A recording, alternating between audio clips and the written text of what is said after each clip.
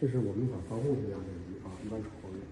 我们演示一下怎么操作。首先呢，第一步呢，把模具啊，镜面镜片啊，放在这个模具中心位置啊，放进去，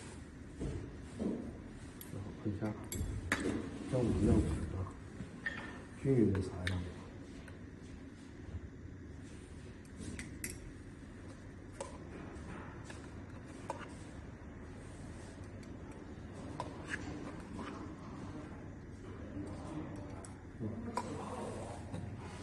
然后将垫片啊，这个镜面垫片反着扣在上面，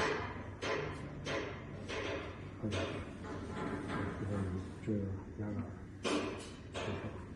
这样比较好。打开舱门，现在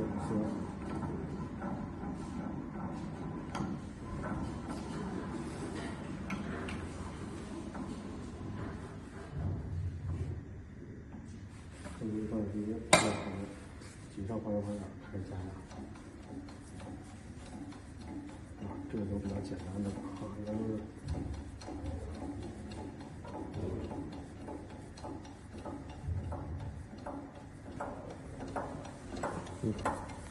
好，这个可以松开方向盘杆。一般的情况下呢，这种情况下，因为最好是这样，把它全推，用压杆然后扣住，下端的电装水。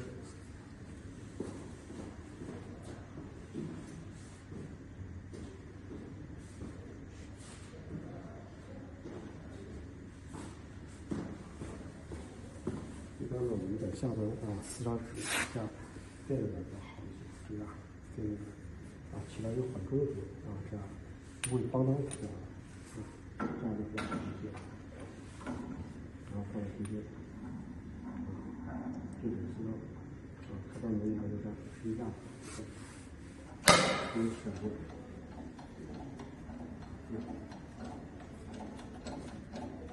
好的，对它。好，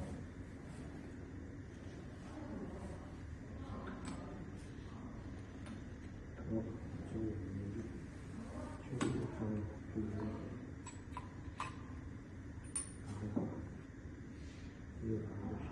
这个东西取出外套，之后我们一个把取出，这样的话呢，让我们比较好收集，让中间压好样品啊，这样取样品比较完整啊，比较好一些。